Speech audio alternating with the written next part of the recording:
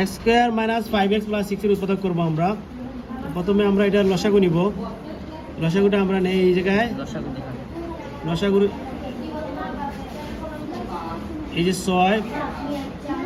6 আমরা 2 দিয়ে ভাগ করবো, তখন কত পাওয়া যায়? 3 পাওয়া যায়। এখন এই 3 আর 2 যদি আমরা যোগ করি কত পাওয়া যায়? মাঝের সংখ্যা পাওয়া যাবে।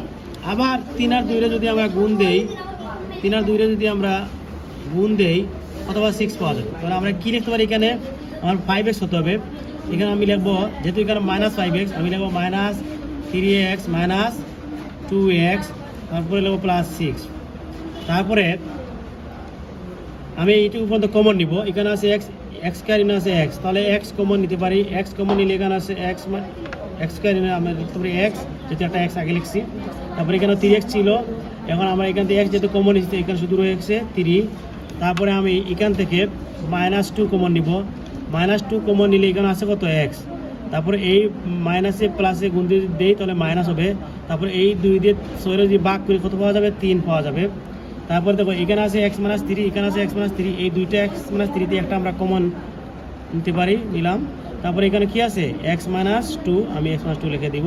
তারপরে এটা আমার এখানে আনসারটা লিখে দিব। তাহলে x square minus 5x plus 6 এর উৎপাদক কি? x - 3, x - 2।